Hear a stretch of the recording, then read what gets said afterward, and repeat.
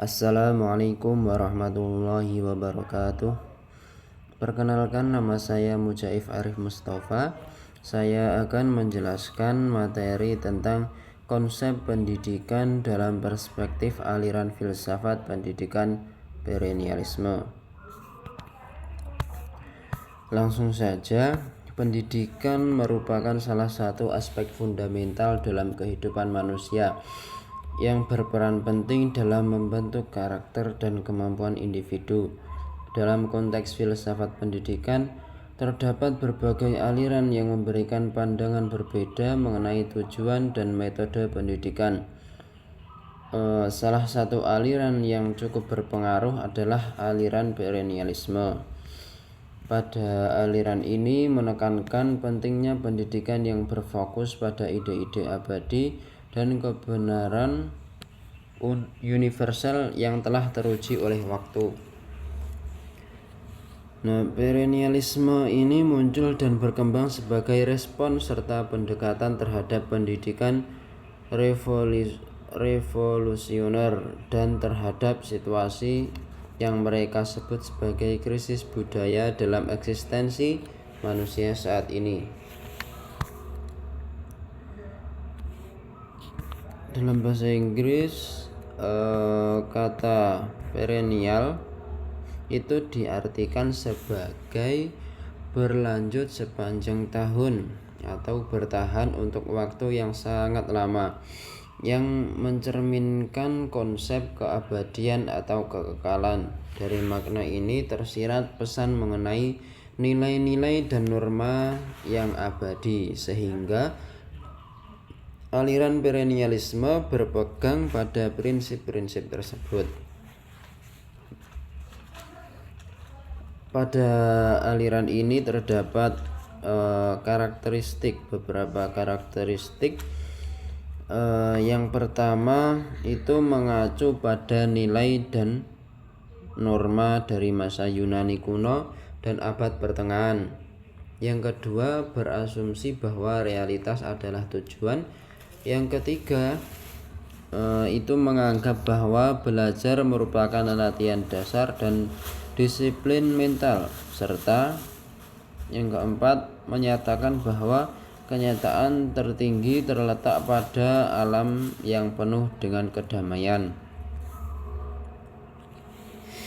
Kemunculan aliran ini dapat dipahami sebagai respon dari pemikiran-pemikiran di Barat yang berusaha mencari jawaban atas berbagai kekacauan, kebingungan, dan ketidakadilan yang marak.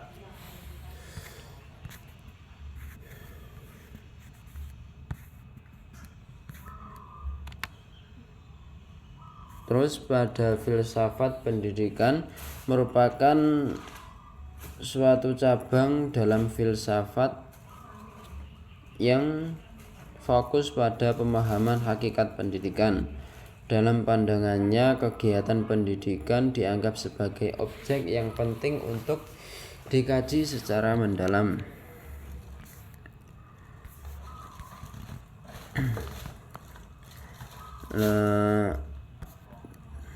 Terus melalui upaya ini terciptalah teori dan metode pendidikan yang dapat mengarahkan seluruh aktivitas di bidang pendidikan.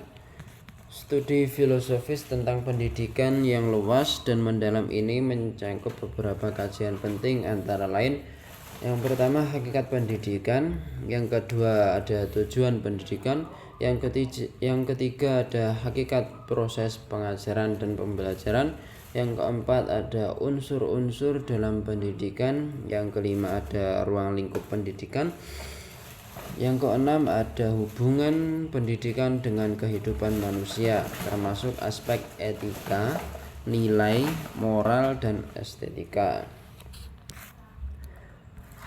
Pendidikan sangat berkaitan erat dengan istilah pedagogik yang merujuk pada ilmu pendidikan. Kata pedagogik sendiri berasal dari bahasa Yunani pedagogus dan bahasa Latin pedagogus, yang berarti seorang yang bertugas mengantarkan anak ke sekolah, serta menjaga agar anak tersebut berperilaku baik dan disiplin. Banyak tokoh pendidikan yang telah menyampaikan pandangan dan konsep pendidikan mereka. Salah satunya adalah Ki Hajar Dewantara. Dalam dunia pendidikan Indonesia, Ki Hajar Dewantara dikenal sebagai bapak pendidikan. Beliau memberikan banyak kontribusi berharga dalam bidang pendidikan. Beberapa konsep pendidikan nasional yang dipaparkan oleh Ki Hajar Dewantara meliputi Tut Wuri Handayani, konsep Tripusat Pendidikan, serta Tringgo atau ngerti, ngerasa, dan ngelakoni. Ki Hajar Dewantara mengartikan pendidikan sebagai usaha untuk mengembangkan budi pekerti, pikiran, dan fisik anak sehingga dapat meningkatkan kualitas hidup mereka, yakni menjadikan anak mampu hidup dan berinteraksi selaras dengan lingkungan alam dan masyarakat di sekitarnya. Mungkin cukup sekian yang dapat saya sampaikan. Ada kurang lebihnya saya mohon maaf yang sebesar-besarnya.